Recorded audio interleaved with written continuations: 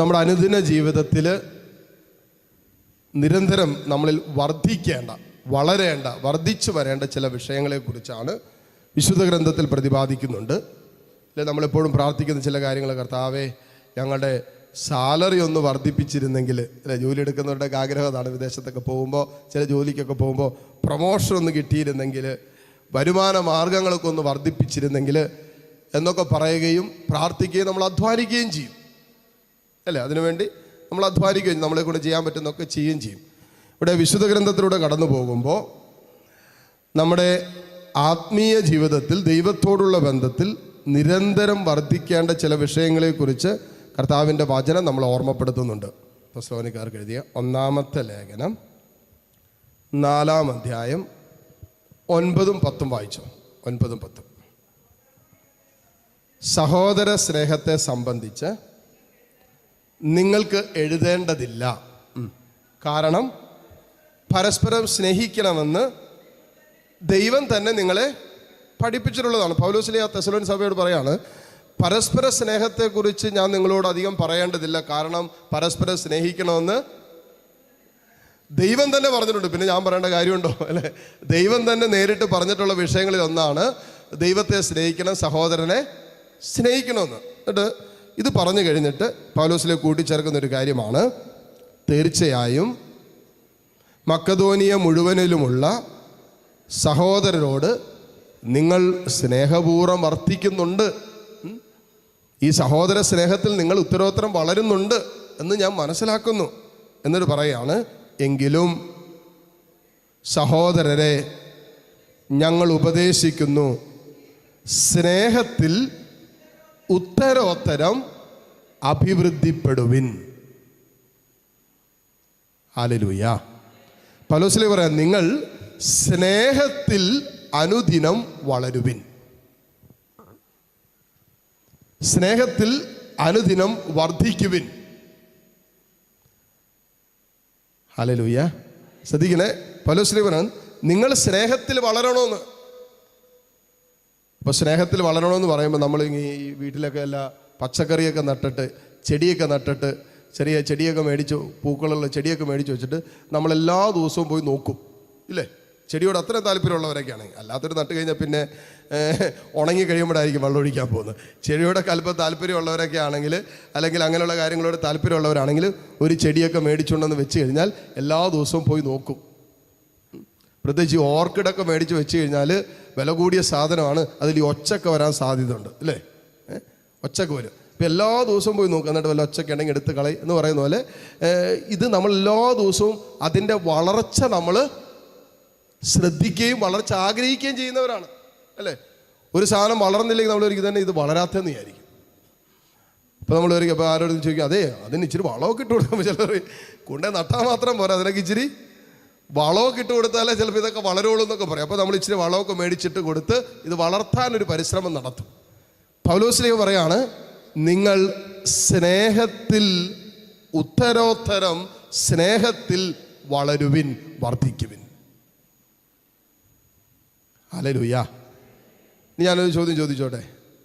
കുഴപ്പമൊന്നുമില്ലല്ലോ, നിങ്ങൾക്ക് അല്ലെങ്കിൽ ഒരു കുഴപ്പമില്ല. എന്ത് ചോദിച്ചാലും കുഴപ്പമില്ലാത്തവരാണ് നിങ്ങളെന്ന് എനിക്കറിയാം, നല്ല ആൾക്കാരാണ്, ഒരു കുഴപ്പമില്ല. ഇതൊക്കെ വിവാഹം കഴിഞ്ഞവരുണ്ട്, വിവാഹം കഴിക്കാനിരിക്കുന്നവരുണ്ട്. വിവാഹം കഴിഞ്ഞവരോടാണ് ആദ്യത്തെ ചോദ്യം. വിവാഹം കഴിഞ്ഞിട്ട് 5-10 വർഷമൊക്കെ ആയി കാണും, 15-20 ആയി കാണും, ജൂബിലി ആഘോഷിച്ചവർ ഇതിനകത്തുണ്ടാകും.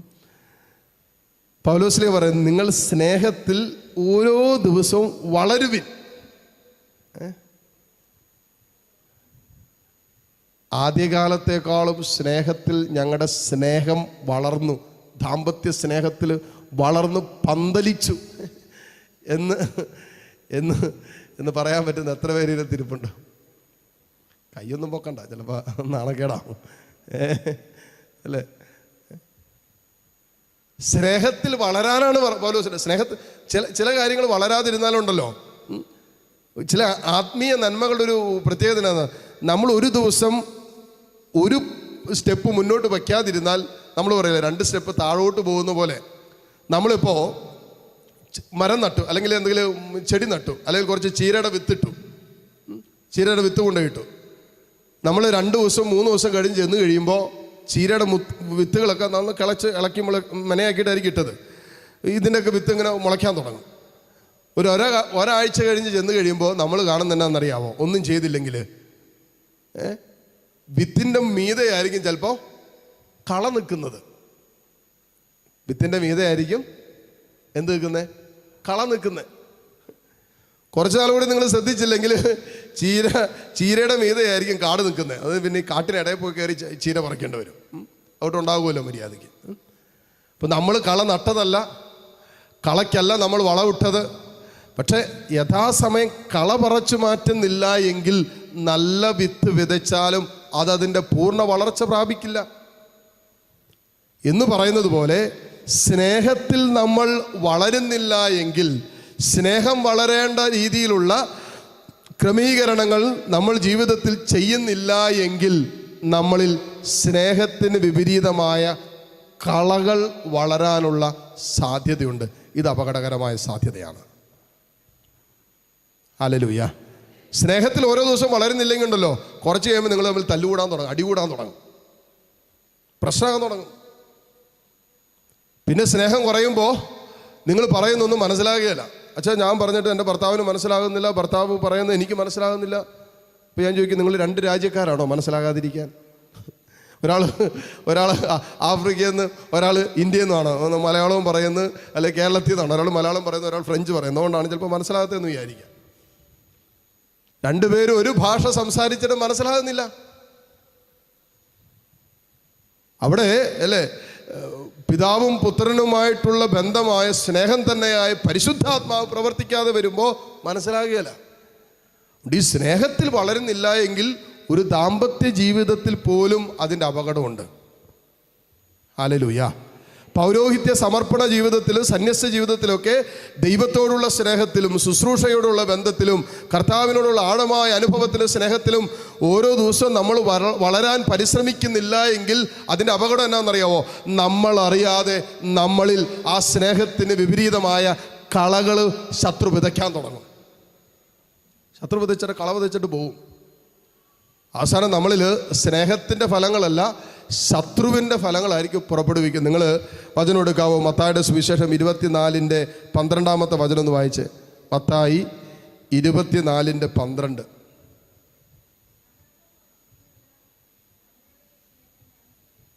ഉറക്കെ വായിക്കേ. അധർമ്മം വർദ്ധിക്കുന്നതിനാൽ പലരുടെയും സ്നേഹം തണുത്തുപോകും. സ്നേഹം തണുത്തുപോകുന്ന പറഞ്ഞത്. അധർമ്മം വർദ്ധിക്കുന്നതിനാൽ, നമ്മളിൽ അധർമ്മം വർദ്ധിക്കുമ്പോൾ സംഭവിക്കുന്നതിന് ഈ സ്നേഹം തണുത്തുപോകും. എന്ന് പറഞ്ഞാൽ കളകൾ വളരാൻ തുടങ്ങുമ്പോൾ സ്നേഹം പയ്യെ താണുപോകാൻ തുടങ്ങും, തളർന്നു പോകാൻ തുടങ്ങും. അതുകൊണ്ട് പൗലോസ് പറഞ്ഞു, നിങ്ങൾ സ്നേഹത്തിൽ അനുദിനം വളരാനായിട്ടുള്ള പരിശ്രമം നടത്തണം. ഹല്ലേലൂയ. ഇന്ന് എൻ്റെ ജീവിത പങ്കാളിയെ ഞാൻ സ്നേഹിക്കുന്നുണ്ട്, ഉറപ്പായിട്ട് ഞാൻ സ്നേഹിക്കുന്നുണ്ട്. പക്ഷേ ഇന്നലെ സ്നേഹിച്ചതുപോലെ ആയിരിക്കരുത് ഇന്ന് ഞാൻ എൻ്റെ ജീവിത പങ്കാളിയെ സ്നേഹിക്കുന്നത്. അത് പൗലോസ് പറയുന്നത്. ഇന്നലേക്കാളും ഒരു അല്പം കൂടി സ്നേഹം കൊടുത്ത് എൻ്റെ ജീവിത പങ്കാളി, എൻ്റെ കുഞ്ഞുങ്ങളെ എനിക്ക് സ്നേഹിക്കാൻ പറ്റണം. അതോടൊപ്പം തന്നെ എൻ്റെ ദൈവത്തോടുള്ള ബന്ധത്തിലും സ്നേഹത്തിലും ഞാൻ അല്പമെങ്കിലും വളർച്ച പ്രാപിക്കേണ്ടതുണ്ട്. അപ്പോൾ ഈ പറയുന്ന വിഷയങ്ങളൊക്കെ ശ്രദ്ധിക്കണം. വളരാതിരുന്നാൽ നമ്മുടെ ജീവിതത്തിൽ അപകടകരമായ അവസ്ഥകളിലേക്ക് പോകും. സ്നേഹം വളരണം. സ്നേഹം വളരുമല്ലേണ്ട, സ്നേഹം വളർത്തണം. ഹല്ലേലൂയ. സന്തോഷത്തോടെ പറഞ്ഞേ ഹല്ലേലൂയ, ഹല്ലേലൂയ. ഇപ്പോൾ നമ്മൾ ആലോചിക്കേണ്ട എന്നാണെന്നറിയാവോ? നിരന്തരം നമ്മൾ ആലോചിക്കേണ്ട ഒരു ചിന്ത, ഒരു വിഷയം എന്നാണെന്നറിയാവോ? ഇന്ന് എനിക്ക് അങ്ങനെ അല്പം കൂടി എനിക്ക് എൻ്റെ ദൈവത്തെ സ്നേഹിക്കാം, എൻ്റെ കർത്താവിനെ എനിക്ക് അങ്ങനെ അല്പം കൂടി സ്നേഹിക്കാം, എനിക്കങ്ങനെ എൻ്റെ ജീവിത പങ്കാളി അല്പം കൂടി സ്നേഹിക്കാം. അതുകൊണ്ടാണല്ലോ വിലാപങ്ങളുടെ പുസ്തകത്തിൽ പറയുന്നുണ്ട്, കർത്താവിൻ്റെ സ്നേഹം ഓരോ പ്രഭാതത്തിലും പുതിയതാണ്. ദൈവത്തിൻ്റെ സ്നേഹം ഓരോ പ്രഭാതത്തിലും, ദൈവം പോലും തൻ്റെ സ്നേഹം ഓരോ പ്രഭാതത്തിലും നവീകരിക്കുന്നുണ്ട്. അപ്പൊ നമ്മൾ നമ്മുടെ ദാമ്പത്യത്തിൽ ഈ നവീകരണം, പരിശുദ്ധാത്മാവാണ് ഈ സ്നേഹത്തെ നവീകരിക്കുന്നത്. ഈ സ്നേഹം നവീകരിക്കപ്പെടുന്നത് ആത്മാവ് പ്രവർത്തിക്കുമ്പോഴാണ്. ആത്മാവ് പ്രവർത്തിക്കുമ്പോൾ സ്നേഹം നവീകരിക്കപ്പെട്ടുകൊണ്ടിരിക്കും. അതുകൊണ്ടാണല്ലോ നമ്മൾ നവീനമായ ശുശ്രൂഷകൾ ചെയ്യുന്നത്. എന്തുകൊണ്ടാണ് സഭ നവീനമായ ശുശ്രൂഷകളിലേക്കൊക്കെ കാലെടുത്ത് വെക്കുന്നത്? ഈ ആത്മാവ് പ്രവർത്തിക്കുമ്പോൾ ദൈവത്തോടുള്ള ബന്ധത്തിൽ, ദൈവസ്നേഹത്തിലുള്ള ബന്ധത്തിൽ നവീനമായ കാര്യങ്ങൾ സഭയിൽ സംഭവിക്കും. ഹല്ലേലൂയ, ഹല്ലേലൂയ എന്ന് പറയുന്നത് പോലെ കുടുംബത്തിൽ സ്നേഹത്തിൽ വളരാൻ തുടങ്ങുമ്പോൾ, പരിശുദ്ധാത്മാവ് പ്രവർത്തിക്കാൻ തുടങ്ങുമ്പോൾ, സ്നേഹത്തിൻ്റെ പുതിയ അനുഭവങ്ങൾ, സ്നേഹത്തിൻ്റെ പുതിയ തീരുമാനങ്ങൾ, സ്നേഹത്തിൻ്റെ പുതിയ സാധ്യതകൾ നമ്മുടെ ജീവിതത്തിൽ, കുടുംബത്തിൽ ഉണ്ടാകാൻ തുടങ്ങും. നമ്മളെങ്ങനെയാണെന്നറിയാമോ? നമ്മൾ നിരന്തരം ആലോചിച്ചുകൊണ്ടിരിക്കുന്നത് എന്നാണെന്നറിയോ? എങ്ങനെ സ്നേഹിക്കാതിരിക്കാം എന്നാണ് ചിന്തിച്ചുകൊണ്ടിരിക്കുന്നത്. നമ്മുടെയൊക്കെ ചിന്ത നേരെ വിപരീതം. എന്തെങ്കിലും കുറ്റം കണ്ടുപിടിക്കാം, എന്തെങ്കിലും കുറ്റം കണ്ടുപിടിക്കാൻ പറ്റുമോ? നമ്മളിങ്ങനെ കണ്ണ് തുറന്ന് നടക്കുന്ന എന്തെങ്കിലും കുറ്റമുണ്ടോ നോക്കിയിട്ട്, അമ്മായിയമ്മയിൽ എന്തെങ്കിലും കുറ്റമുണ്ടോ, മരുമകളിൽ എന്തെങ്കിലും കുറ്റമുണ്ടോ, ജീവിത പങ്കാളിയിൽ എന്തെങ്കിലും കുറ്റമുണ്ടോ, മക്കളിൽ എന്തെങ്കിലും കുറ്റമുണ്ടോ, അവർ പറയുന്നതിൽ എന്തെങ്കിലും മിസ്റ്റേക്ക് ഉണ്ടോ? ഇതാണ് നമ്മൾ ചിന്തിച്ചുകൊണ്ട് നടക്കുന്നത്. ഇവിടുന്ന് കൺവെൻഷൻ കഴിഞ്ഞ് തിരിച്ചു പോകുമ്പോൾ, നിങ്ങൾ വണ്ടിയിലൊക്കെ ഇരുന്ന് പോകുമ്പോൾ, ബസ്സിലൊക്കെ യാത്ര ചെയ്ത് തിരിച്ചു പോകുമ്പോൾ, ബസ്സിലിരിക്കുന്ന സമയത്ത് മുഴുവൻ ചിന്തിക്കേണ്ട ഒരു വിഷയമാണ്, എനിക്കെങ്ങനെ അല്പം കൂടി ഈ സ്നേഹത്തിൽ വളരാം, വർദ്ധിക്കാം, എനിക്കെങ്ങനെ അല്പം കൂടി നന്നായിട്ട് എനിക്കെൻ്റെ കുടുംബാംഗങ്ങളെ സ്നേഹിക്കാൻ പറ്റും. ഇപ്പം സ്നേഹിക്കുന്നത് പോരാ എന്നാ പൗലോസ്ലീഹ പറയുന്നത്. ഹല്ലേലൂയ. അച്ഛാ, എനിക്ക് എൻ്റെ സ്നേഹത്തിന് എൻ്റെ സ്നേഹത്തിന് മാറ്റമൊന്നും ഉണ്ടായിട്ടില്ല. സ്നേഹത്തിന് മാറ്റം ഉണ്ടാകണം. എൻ്റെ സ്നേഹത്തിന് മാറ്റമൊന്നും ഉണ്ടായിട്ടില്ല. എൻ്റെ പോസിറ്റീവ് സെൻസിൽ ഞാൻ പറയുന്നത്, നമ്മൾ അല്പം കൂടി സ്നേഹിക്കാൻ തുടങ്ങണം. ഇന്നലെ സ്നേഹിച്ചതിനേക്കാളും കൂടുതലായിട്ട് സ്നേഹിക്കാൻ നമ്മൾ തയ്യാറാകണം.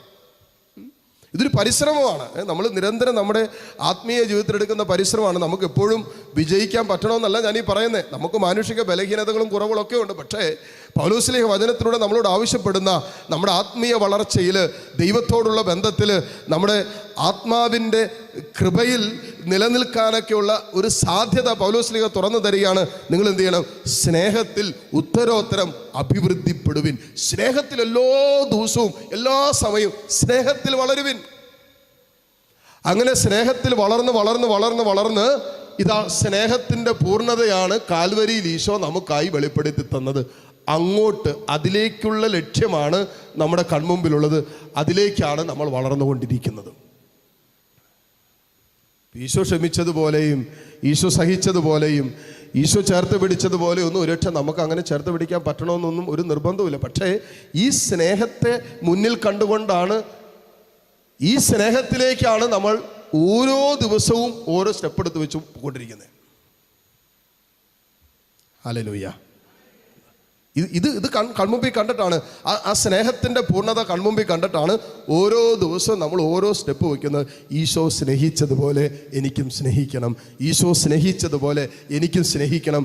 യേശുവിൻ്റെ സ്നേഹം, ആ സ്നേഹത്തിൽ എനിക്കും പറ്റണം. അതുകൊണ്ടാണ് പൗലോസ്ലീഹ കൊരിന്തോസ്യർക്ക് എഴുതിയ 1-ാമത്തെ ലേഖനം 1-ാം അധ്യായം അതിൻ്റെ 11-ാം അധ്യായം 1-ാമത്തെ വചനത്തിൽ പൗലോസ്ലീഹ പറയുന്നൊരു കാര്യമുണ്ട്. ഞാൻ ക്രിസ്തുവിനെ അനുകരിക്കുന്നത് പോലെ നിങ്ങൾ എന്നെ അനുകരിക്കുവിൻ. ഞാൻ ക്രിസ്തുവിനെ അനുകരിക്കുന്നത് പോലെ നിങ്ങൾ എന്നെ അനുകരിക്കുവിൻ എന്ന് പൗലോസ്ലീഹ പറയും. എന്ത് ധൈര്യത്തോടു കൂടിയാണ് പൗലോസ്ലീഹ പറയുന്നത്. അപ്പോൾ ക്രിസ്തുവിൻ്റെ സ്നേഹത്തെ, ക്രിസ്തുവിൻ്റെ മനോഭാവങ്ങളെ ഞാൻ അനുകരിക്കും. നിങ്ങൾ കാണുന്നില്ലേ? അവിടെ നിങ്ങൾ എന്നെ അനുകരിക്കുവിൻ. ഞാൻ അനുകരിക്കുന്ന ക്രിസ്തുവിനെയാണ്. ഹല്ലേലൂയ. പിന്നെ വീട്ടിൽ ചെല്ലുമ്പോൾ ഭർത്താക്കന്മാരുടെ പ്രത്യേക ശ്രദ്ധയ്ക്ക്, ഇത്രയും നാൾ ഭാര്യ മാത്രമാണ് കിച്ചണിൽ പണിയെടുത്തുകൊണ്ടിരുന്നെങ്കിൽ ഇന്നു മുതൽ ഭർത്താക്കന്മാർ കൂടി എന്തെങ്കിലുമൊക്കെ സ്നേഹത്തെ പ്രതി കൈസഹായം ചെയ്യണം. ചെന്നിട്ട് ചിലപ്പോൾ ചെല്ലുമ്പോൾ തന്നെ പറയും, ചേട്ടത്തി പറയും, ചേട്ടൻ ദയവായിട്ട് പോയി അവിടെ ഇരുന്നോ. കാരണം ചിലവർ സഹായിക്കുന്നതായിരിക്കും കൂടുതൽ ഉപദ്രവം. അതുകൊണ്ട് ചിലപ്പോൾ നമ്മൾ അങ്ങോട്ട് തിരിയുമ്പോഴായിരിക്കും, എന്നാൽ ഈ ഉപ്പിട്ടില്ലെന്ന് നമ്മൾ ചിലപ്പോൾ ഇട്ടിട്ട് തിരിയുമ്പോഴായിരിക്കും, എന്നാൽ എൻ്റെ വൈ കൊണ്ട് ഇരിക്കട്ടെ കുറച്ചുകൂടി ഉപ്പെന്ന് പറഞ്ഞിട്ട് കഴിഞ്ഞാൽ തീർന്നില്ലേ. പക്ഷെ എന്നാലും നമ്മൾ ഒരു കരുതുന്ന സ്നേഹം എടുക്കണം. ഭാര്യ ഒറ്റയ്ക്ക് അധ്വാനിക്കുന്ന കാണുമ്പോൾ, ഭർത്താവ് ഒറ്റയ്ക്ക് കഷ്ടപ്പെടുന്നത് കാണുമ്പോൾ, ഭാര്യ സങ്കടപ്പെട്ടിരിക്കുന്ന കാണുമ്പോൾ, മക്കളുടെ വൈകാരിക തലങ്ങളിൽ അസ്വസ്ഥതകൾ കാണുമ്പോൾ അവരുടെ കൂടെ ഇരിക്കാനും, ഇന്നലകളിൽ അങ്ങനെ ഇരുന്നിട്ടില്ലായിരിക്കാം, പിന്നെ ഞാൻ അങ്ങനെ ഇരിക്കാനൊരു തീരുമാനം, അത് സ്നേഹത്തിൻ്റെ വളർച്ചയുടെ തീരുമാനമാണ്. മനസ്സിലാക്കാനുള്ള ഒരു തീരുമാനം, അത് സ്നേഹത്തിൽ, എന്നിൽ സ്നേഹം വളരുന്നു എന്നതിൻ്റെ അടയാളമാണ്. ഇന്നലെ ഞാൻ കഴിച്ചുകൊണ്ടിരുന്ന ഭക്ഷണത്തിനൊക്കെ എന്തെങ്കിലുമൊക്കെ കുറവുണ്ടെങ്കിൽ, എന്തെങ്കിലുമൊക്കെ കുറവുകൾ ഭക്ഷണം ഉണ്ടായതുകൊണ്ട് ഞാൻ പറയുന്നത്, ഇതിനകത്ത് ഉപ്പുമില്ല, മുളകില്ല, നീ എന്നാ ഉണ്ടാക്കിയാടി ഈ തരുന്നതെന്നൊക്കെ ചിലപ്പോൾ ചോദിച്ചിട്ടുണ്ടാകും. ഇനി ചെല്ലുമ്പോഴും അതേ ഐറ്റമാണ് നിങ്ങൾക്ക്, അതേ ടേസ്റ്റിലാണ് തരുന്നതെങ്കിൽ നിങ്ങൾ പറയണം, ഓ എന്തൊരു കൈപ്പുണ്യോ. ചിലപ്പോൾ എല്ലാ ദിവസവും അത് തന്നെ ആയിരിക്കും പിന്നെ കിട്ടാൻ പോകുന്നത്. അത്ര അങ്ങോട്ട് സുഖിപ്പിച്ച് പറഞ്ഞില്ലേലും സ്നേഹത്തോട് പറഞ്ഞു, നീ കുറേ കഷ്ടപ്പെടുന്നുണ്ടല്ലേ, അതെങ്കിലും മനസ്സിലാക്കുന്നുണ്ടെന്ന് പറയാല്ലേ, നീ കുറേ കഷ്ടപ്പെടുന്നുണ്ടല്ലേ അല്ലേ, എത്ര കറിയാണ് ഉണ്ടാക്കി വെച്ചിരുന്നത്, ദാണ്ടെ ചാറുകറി ഉണ്ടാക്കി വെച്ചിരുന്നത്, ദാണ്ടെ ഇറച്ചി മേടിച്ചൊലത്തി വെക്കുന്നത്, ദാണ്ടെ പയർ തോരൻ ഉണ്ടാക്കി വെച്ചിരിക്കുന്നത്, എന്തെല്ലാം കറികളാണ് നീ ഉണ്ടാക്കിയിരിക്കുന്നത്, കിച്ചണിൽ കിടന്ന് എന്തോരം പഠിക്കുക, പിന്നെ ഇത് കഴിയുമ്പോഴേ ദാണ്ടെ അടുത്ത നേരത്തേക്ക് ഉണ്ടാക്കാൻ തുടങ്ങി. ഇതെല്ലാം കഴുകി വെച്ച് അടുത്ത സാധനം അരിഞ്ഞ് പിറക്കി വൈകിട്ടത്തേക്ക് വന്നിരിക്കുമ്പോഴേ മുമ്പിൽ കൊണ്ടുവന്ന് അടുത്ത സാധനം വെക്കുക. ഇപ്പം നമ്മുടെ ഭവനങ്ങളിലും നമ്മുടെ കുടുംബത്തിലൊക്കെ അധ്വാനിക്കുന്നവരുണ്ട്, അവരെ നമ്മൾ സ്നേഹത്തോടെ കാണണം. അപ്പം നമ്മൾ അവരോടുള്ള ബന്ധത്തിൽ, നമ്മളിൽ അവരോടുള്ള സ്നേഹം വർദ്ധിക്കുമ്പോൾ അവരുടെ അവസ്ഥകളിലേക്ക് നമ്മൾ ഇറങ്ങിച്ചെല്ലാൻ തുടങ്ങും. ഇന്നലകളിൽ ചെല്ലാത്ത അവരുടെ ജീവിതത്തിൻ്റെ പല മേഖലകളിലേക്ക് നമ്മൾ ഇറങ്ങിച്ചെല്ലാൻ തുടങ്ങും. അപ്പോൾ അങ്ങനെ ഇറങ്ങിച്ചെല്ലുമ്പോൾ അവരുടെ സങ്കടങ്ങളെ, അവരുടെ സംഘർഷങ്ങളെ, അവരുടെ വേദനകളെ, അവരുടെ സ്വകാര്യ ദുഃഖങ്ങളിലേക്ക് നമുക്ക് ഒരല്പം കൂടി ഇറങ്ങിച്ചെല്ലാൻ പറ്റുന്ന സ്നേഹത്തിൻ്റെ വർധനവ് നമ്മളിൽ സംഭവിക്കുന്നതായിട്ട് കാണാൻ പറ്റും. ഹല്ലേലൂയ. അല്ലാതെ പറഞ്ഞേ ഹല്ലേലൂയ. ശ്രമമെടുത്ത് പറഞ്ഞേ ഹല്ലേലൂയ, ഹല്ലേലൂയ. പിന്നെ ബസ്സിലിരുന്ന് എന്താ ആലോചിക്കണമെന്ന് പറഞ്ഞേ, തിരിച്ചു പോകുമ്പോൾ എങ്ങനെ അല്പം കൂടി എനിക്ക് എൻ്റെ കുടുംബാംഗങ്ങളെ സ്നേഹിക്കാം, എങ്ങനെ സ്നേഹിക്കാമെന്ന് മാത്രമേ ആലോചിക്കാം കേട്ടോ, വേറെ ഒന്നും ചിന്തിച്ചേക്കരുത് പോകുന്ന വഴിക്ക്. അത് പോകുന്ന വഴിക്ക് എന്നാലും കഴിഞ്ഞ ദിവസം ചേട്ടൻ എന്നോട് എന്താണ് അങ്ങനെ പറഞ്ഞേ, എന്തോ കൊള്ളിച്ചിട്ടാണല്ലോ പറഞ്ഞ്, ഇന്ന് ചെന്നിട്ട് വേണം ചോദിക്കാൻ കേട്ടോ. അതല്ല ചിന്തിക്കേണ്ടത്. എന്ന് ചെല്ലുമ്പോൾ നമ്മൾ ചിന്തിക്കേണ്ടത് ഒറ്റ കാര്യം ചിന്തിക്കാവൂ, എൻ്റെ ജീവിത പങ്കാളി, എൻ്റെ മക്കളെ, എന്നെ വേദനിപ്പിക്കുന്നവരെ, എന്നെ ഭാരപ്പെടുത്തുന്നവരെ, എന്നെ അസ്വസ്ഥപ്പെടുത്തുന്ന എൻ്റെ കുടുംബാംഗങ്ങളെ, എന്നോട് ക്ഷമിക്കാത്ത, എന്നെ സ്നേഹിക്കാത്തവരെയൊക്കെ എങ്ങനെ എനിക്കല്പം കൂടി സ്നേഹിക്കാൻ പറ്റും. അവർ സ്നേഹിക്കുന്നുണ്ടോ, സ്നേഹത്തിൻ്റെ അളവ് ഒന്നും നോക്കണ്ട, എനിക്കെങ്ങനെ സ്നേഹത്തിൽ വളരാൻ പറ്റും. Hallelujah, hallelujah. അപ്പോൾ പൗലോസ്ലീഹ പറയാണ്, നിങ്ങൾ എന്ത് ചെയ്യണമെന്ന്, സ്നേഹത്തിൽ ഉത്തരോത്തരം വളരണം. എന്ത് ചെയ്യണം? വർദ്ധിക്കണം, വളരണം, ഉത്തരോത്തരം വളരണം. അപ്പോൾ ഈ ഒരു വിഷയം മനസ്സിൽ സൂക്ഷിക്കണം. സ്നേഹത്തിൽ വളരുന്നില്ല എങ്കിൽ സ്നേഹത്തിന് വിപരീതമായ വഞ്ചനയുടെ, പിശാചിൻ്റെ കളകൾ നമ്മളിൽ വളരാൻ തുടങ്ങും. അതാകുമ്പോഴത്തേക്ക്, അതുകൊണ്ടാണ് അല്ലേ, സ്നേഹത്തിൽ ജ്വലിച്ച് നിൽക്കുന്നില്ല എങ്കിൽ, നിങ്ങളൊന്ന് ആലോചിച്ചിങ്ങനെ കത്തി നിൽക്കുന്ന ഒരു ഫ്ലെയിമിലേക്ക് ഒരു വണ്ടോ ഒരു പ്രാണിയോ ഒക്കെ വന്നു കഴിഞ്ഞാൽ അത് കത്തിപ്പോവുള്ളൂ, അതതിൽ പറ്റിപ്പിടിച്ചിരിക്കുകയല്ല. എന്നാൽ തണുത്തുറഞ്ഞിരിക്കുന്ന ഒന്നിലേക്ക് വന്ന് അതിന് ഇരിക്കാം, അതിന് കൂടുകൂട്ടാം അല്ലേ. എന്ന് പറയുന്നത് സ്നേഹത്തിൽ ഒരു ജ്വലനമുണ്ട് എങ്കിൽ ശത്രുവിൻ്റേതൊന്നും നമ്മളെ പറ്റിപ്പിടിക്കാൻ പറ്റാത്ത രീതിയിൽ ആ സ്നേഹത്തിൽ നമുക്ക് പോകാൻ പറ്റും. കാരണം യഥാർത്ഥ ആത്മീയ വളർച്ച എന്ന് പറയുന്നത് സ്നേഹത്തിലുള്ള വളർച്ചയാണ്. എൻ്റെ ഭർത്താവിൻ്റെ ആത്മീയ ജീവിതം വളർന്നോ, എൻ്റെ ഭാര്യയുടെ ആത്മീയ ജീവിതം വളർന്നോ, നിങ്ങൾ കൺവെൻഷന് വന്നതുകൊണ്ടാകുന്നില്ല, നിങ്ങൾ കരുണക്കൊന്ത ചൊല്ലിയത് കൊണ്ടാകുന്നില്ല, നിങ്ങൾ 24 മണിക്കൂറും പ്രാർത്ഥിക്കുന്നത് കൊണ്ടല്ല ആത്മീയ വളർച്ച സംഭവിക്കുന്നത്, മറിച്ച് സ്നേഹത്തിൽ വളരുമ്പോഴാണ് യഥാർത്ഥ ആത്മീയതയിൽ വളരുക. അതുകൊണ്ട് സ്നേഹത്തിൽ വളരാൻ നമ്മൾ അധ്വാനിക്കണം. ഹല്ലേലൂയ.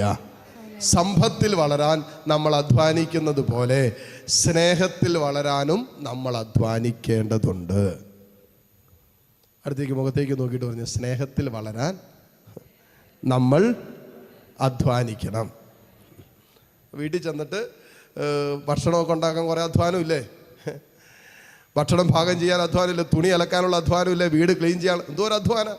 അതിൻ്റെ കൂടെ അധ്വാനിക്കേണ്ട ഒരു വിഷയമാണ് സ്നേഹത്തിൽ വളരാൻ നമ്മൾ അധ്വാനിക്കേണ്ടതുണ്ട്. അടുത്തത് തെസ്സലോനിക്കാർക്ക് എഴുതിയ രണ്ടാമത്തെ ലേഖനം അതിൻ്റെ 1-ാം അധ്യായം. നമ്മൾ ആദ്യം പറഞ്ഞ 1 തെസ്സലോനിക്കാണ്. പിന്നെ പൗലോസ്ലീഹ തെസ്സലോനിക്കാർക്ക് 2-ാമത്തെ ലേഖനം എഴുതിയപ്പോൾ മറ്റൊരു കാര്യം കൂടി കൂട്ടിച്ചേർത്തിട്ടാണ് പൗലോസ്ലീഹ പറഞ്ഞത്, ഈ ഒരു കാര്യത്തിൽ കൂടി നിങ്ങൾ വളരേണ്ടതുണ്ട്. 2 തെസ്സലോനിക്ക് 1-ാം അധ്യായം 3-4 വചനങ്ങളൊന്ന് വായിച്ച്. നിങ്ങളുടെ വിശ്വാസം സമൃദ്ധമായി വളരുകയും ഏവരുടെയും പരസ്പര സ്നേഹം വർദ്ധിച്ചു വരികയും ചെയ്യുന്നതിനാൽ സഹോദരരെ, നിങ്ങൾക്ക് വേണ്ടി എപ്പോഴും ദൈവത്തിന് ഉചിതമാം വിധം നന്ദി പറയാൻ ഞങ്ങൾ കടപ്പെട്ടിരിക്കുന്നു.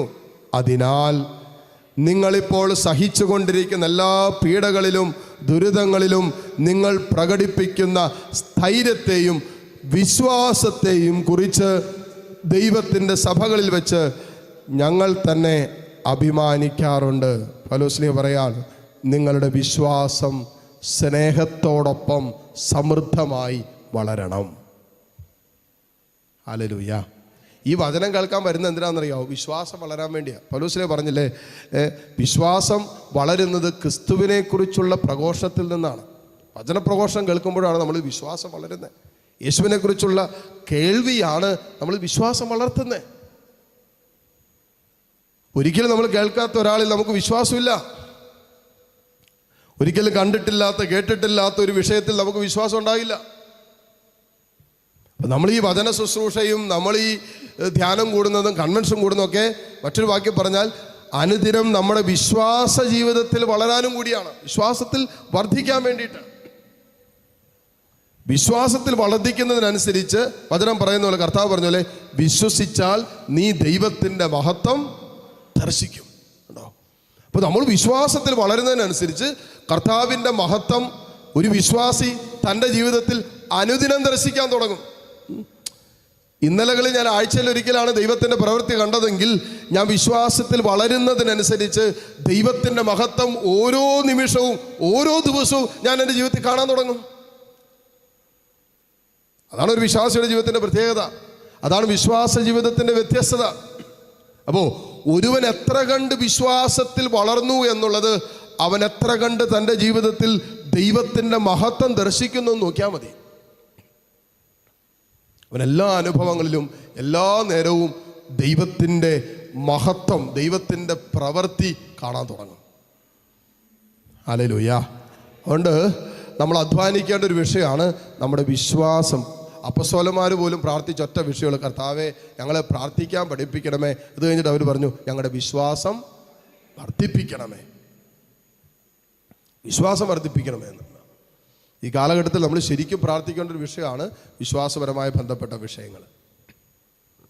എത്രയോ പേരാ വിശ്വാസമില്ലാത്തവർ, എത്രയോ പേര് നിരീശ്വരവാദത്തിൽ കിടക്കുന്നത്, എത്രയോ പേര് ചില തെറ്റായ ബോധ്യങ്ങൾക്കും പ്രബോധനങ്ങൾക്കൊക്കെ അടിമപ്പെട്ട് കിടക്കുന്നത്, എത്രയോ പേരെ ക്രിസ്തുവിനെ തള്ളിപ്പറഞ്ഞ് ജീവിക്കുന്നത്, എത്രയോ പേരെ ക്രിസ്തു വെറും ഒരു ചരിത്ര പുരുഷൻ മാത്രമായിരുന്നു എന്നുള്ള വിശ്വാസത്തിൽ കഴിയുന്നത്, എത്രയോ പേരാ ക്രിസ്തു വെറും ഒരു പ്രവാചകൻ മാത്രമായിരുന്നു എന്ന് വിശ്വസിക്കുന്നത്. ഈ വിശ്വാസത്തിൽ നമ്മൾ വളരണം. ഓരോ ദിവസവും വിശ്വാസത്തിൽ നമ്മൾ വളരണം. അതിന് യേശുക്രിസ്തുവിനെ കുറിച്ച് എല്ലാ ദിവസവും നമ്മൾ കേൾക്കണം. എങ്കിലേ നമ്മൾ വിശ്വാസത്തിൽ വളരും. നമ്മൾ എല്ലാ ദിവസവും യേശുക്രിസ്തുവിനെ കുറിച്ച് കേൾക്കണം, അറിയണം. അതുകൊണ്ടാണ് നമ്മൾ പറയുന്നത് എല്ലാ ദിവസവും എന്ത് ചെയ്യണം? പറ, വചനം വായിക്കണമെന്ന് പറയുന്നേ. അല്ലെങ്കിൽ കുറച്ച് സമയമെങ്കിലും വചനം കേൾക്കണമെന്ന് പറയുന്നേ. ഈ വിശ്വാസം വർദ്ധിപ്പിക്കാൻ വേണ്ടിയിട്ട്. ഹല്ലേലൂയ. എത്രയോ പേരാണ് ഓൺലൈനിലൂടെ യൂട്യൂബിലൂടെ ഓരോ ദിവസവും ഞാൻ അപ്ലോഡ് ചെയ്യുന്ന വചനം കേട്ടിട്ട് അതിൻ്റെ താഴെ എഴുതിയേക്കുന്ന കമൻറ്റുകൾ നോക്കിയാൽ മനസ്സിലാക്കാൻ പറ്റും. എത്രയോ പേരെ മെസ്സേജ് അയച്ചെന്ന് വെച്ചാൽ, ആ വചന ശുശ്രൂഷ കേട്ടപ്പോൾ ഞങ്ങൾക്ക് വല്ലാത്തൊരു ധൈര്യം കിട്ടിയച്ചാ, ഞങ്ങളുടെ വിശ്വാസം ഞങ്ങൾക്ക് ബലപ്പെട്ട് കിട്ടിയച്ചാ, വല്ലാതെ ക്ഷയിച്ചിരുന്ന സമയമായിരുന്നു, വല്ലാതെ സങ്കടപ്പെട്ടിരുന്ന സമയമായിരുന്നു, വല്ലാതെ നിരാശപ്പെട്ട് ആകുലപ്പെട്ട് നിന്ന സമയത്താണ് അച്ഛൻ്റെ ഈ ശുശ്രൂഷ കേട്ടത്. ഇപ്പോൾ ഞങ്ങൾക്ക് നല്ല ധൈര്യമുണ്ട്, വിശ്വാസമുണ്ട്. ഹല്ലേലൂയ. അപ്പം ഇത് കേട്ടതുകൊണ്ടാണ് അവരുടെ മനസ്സിടിഞ്ഞ, ജീവിതം തളർന്ന, ജീവിതം അവസാനിപ്പിക്കാൻ തീരുമാനമെടുത്ത വേളകളിൽ എവിടെയോ ഒരു കർത്താവിൻ്റെ വചനം, കർത്താവിൻ്റെ സ്വരം അവരുടെ കാതുകളിൽ കിട്ടിയപ്പോൾ അതവർക്ക് പ്രത്യാശ നൽകി, പ്രതീക്ഷ നൽകി. എന്ന് പറഞ്ഞാൽ നമ്മൾ എല്ലാ ദിവസവും വചനം കേൾക്കണം. എല്ലാ ദിവസവും നമ്മൾ വചനം കേൾക്കണം. എല്ലാ ദിവസവും നമ്മൾ വചനം കേൾക്കുകയും കേൾക്കുന്നില്ലെങ്കിൽ വചനം വായിക്കുകയെങ്കിലും ചെയ്യണം. ഹല്ലേലൂയ. എല്ലാ ദിവസവും എന്ത് ചെയ്യണം? വചനം കേൾക്കണം. അല്ലെങ്കിൽ എങ്കിലേ വിശ്വാസം വർദ്ധിക്കുകയുള്ളൂ. വിശ്വാസം വർദ്ധിക്കാത്തിടത്ത് നമ്മളിൽ അന്ധവിശ്വാസം കയറാൻ തുടങ്ങും. ഇതിനെല്ലാം വിപരീത ഇഫക്റ്റ് ഉണ്ട് കേട്ടോ. വിശ്വാസം വർദ്ധിക്കുന്നില്ല എങ്കിൽ നമ്മളിൽ അന്ധവിശ്വാസവും അവിശ്വാസവും അല്പവിശ്വാസവും നിരീശ്വരത്വം ഒക്കെ നമ്മുടെ തലയ്ക്കകത്തേക്ക് പിശാച് കയറ്റാൻ തുടങ്ങും. അതായത് വിശ്വാസത്തിന് നേരെ വിപരീതമായ വിഷയങ്ങളെല്ലാം സാധാരണ നമ്മുടെ ഹൃദയത്തിലും മനസ്സിലും ചിന്തകളിലും കളകളായി വിതയ്ക്കാൻ തുടങ്ങും. ആ വിശ്വാസം വർദ്ധിക്കാൻ നമ്മൾ എല്ലാ ദിവസവും വചനം വായിക്കണം, വചനം കേൾക്കണം. വചനം കേൾക്കുകയും വായിക്കുകയും ചെയ്യുമ്പോൾ നമ്മൾ വചനം ധ്യാനിക്കാൻ തുടങ്ങും. വചനത്തിൽ ക്രിസ്തുവിൻ്റെ പ്രവർത്തികൾ നമ്മൾ കാണാൻ തുടങ്ങുമ്പോൾ അത് നമ്മുടെ വിശ്വാസത്തെ ആഴപ്പെടുത്തും, വിശ്വാസത്തെ വർദ്ധിപ്പിക്കും. ഹല്ലേലൂയ. അപ്പം ആദ്യം എന്തിലാ വളരണ്ടേ? ആദ്യം പറഞ്ഞായിരുന്നു സ്നേഹത്തിൽ അനുദിനം വളരണം. രണ്ടാമത് പറഞ്ഞായിരുന്നു വിശ്വാസത്തിൽ അനുദിനം വളരണം. അതിനെന്ത് ചെയ്യണമെന്നാ പറഞ്ഞേ? പറ. വചനം വായിക്കുകയും വചനം കേൾക്കുകയും ചെയ്യണം. മൂന്നാമത്തെ കാര്യം എഴുതി വെച്ചോ, വളരെ പ്രധാനപ്പെട്ട വിഷയമാണ്. 3, സുവിശേഷ വേലയിൽ ദിവസേന വളരണം. കൊരിന്തോസ്യർക്ക് എഴുതിയ ലേഖനം എടുത്ത് 1 കൊരിന്തോസ് അതിൻ്റെ 15-ാം അധ്യായം 58-ാമത്തെ തിരുവചനം എടുത്ത്. 1 കൊരിന്തോസ് 15:58.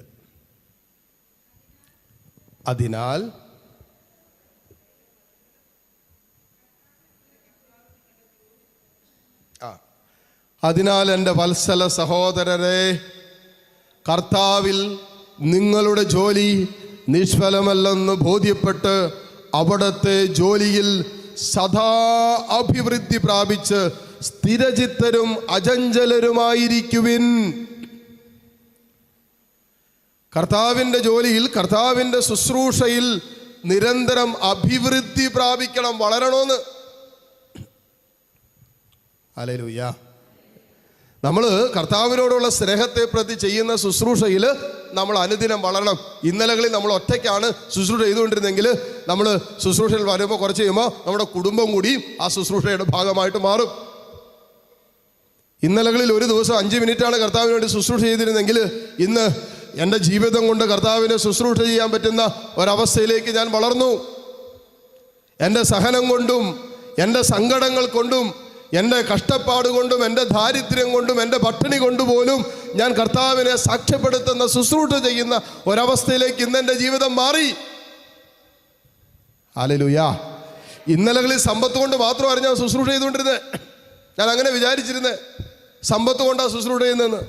അല്ലെങ്കിൽ എൻ്റെ പ്രസൻസ് കൊണ്ട്, അല്ലെങ്കിൽ ഞാൻ ചെയ്തു കൂട്ടുന്ന ചെറിയ ചെറിയ ശുശ്രൂഷകൾ കൊണ്ട് ആണ് ഞാൻ ശുശ്രൂഷ ചെയ്യുന്നതെന്ന് ആണെന്ന് വിചാരിച്ചിരുന്നത്. അതൊരു സമയം.